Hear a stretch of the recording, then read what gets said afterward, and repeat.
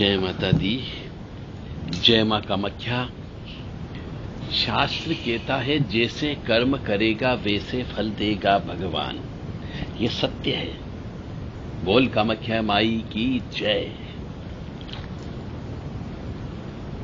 जैसा खेत बोकर के हम आए हैं वैसा ही फल हमको मिलेगा।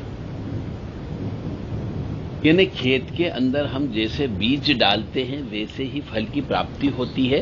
वैसे ही भगवान कहता है कि जैसा कर्म करेगा वैसा फल मिलेगा। यानी कि पहले आप अपने कर्म को करते हो, यानी पहले पैसे कमाते हो, चाहे पाप का कमाया हो या पुण्य का कमाया हो, फिर उस पैसे को आपको खर्च करना है।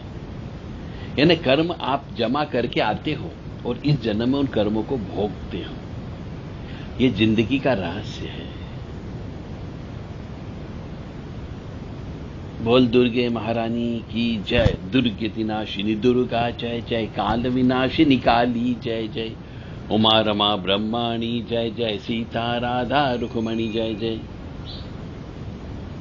मेरा कहने का अर्थ यहां पर मैं एक सच्ची घटना आपको बता रहा हूं, मेरी आंखों देखी घटना बता रहा हूं। शायद इस चीज से आपको समझ में आ जाएगा कि भगवान कुछ फल तो यहीं पर ही दे देता है।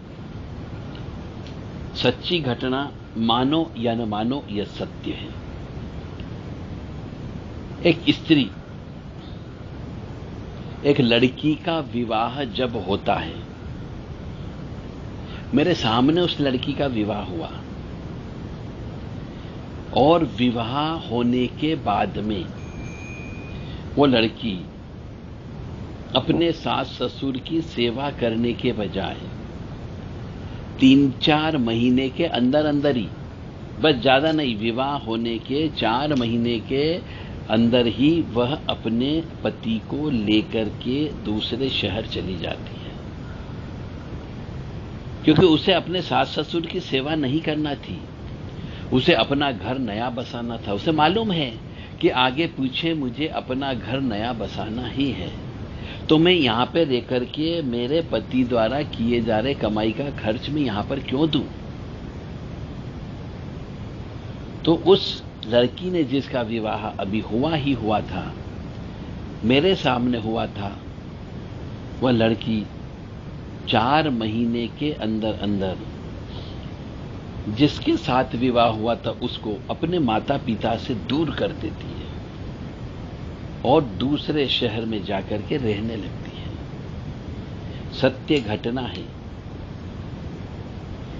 जिंदगी जैसे तैसे चल पड़ी, वो दूसरे शहर में जाके रहने लग गई।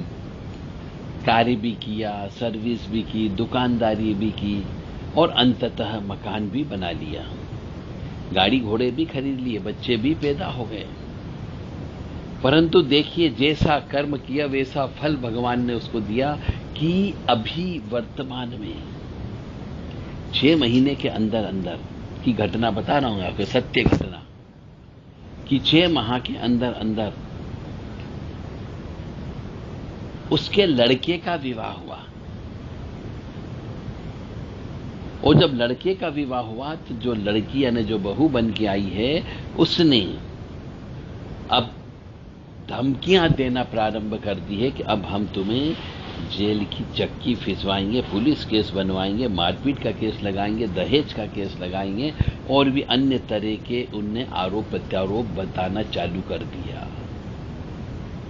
यानी जिस स्त्री ने पहले, आज से 25-30 साल पहले की बात बता रहा हूं, 25 साल पहले अपने विवाह होने पर अपने पति को माता पिता से दूर कर दिया था, आज वही स्त्री जो सास बन चुकी है, आज अपने बेटे की बहू के छोड़ करके जाने पर भयंकर दुखी हो रही है। तो आज उसको यह महसूस हो रहा होगा संभवतः कि मैंने कितनी बड़ी गलती करी थी कि अपने सास ससुर की सेवा नहीं की, अपने सास ससुर का दिल दुखाया था, उसी वजह से आज मेरे को ये कष्ट देखना पड़ रहे हैं। यदि वो ये इतना भी सोच ले तो शायद उसके जीवन में वापस खुशियां आ सकती है, परंतु नहीं, वो ये नहीं सोचेगी, क्योंकि कोई भी अपनी गलती स्वीकार करने को तैयार नहीं होता है।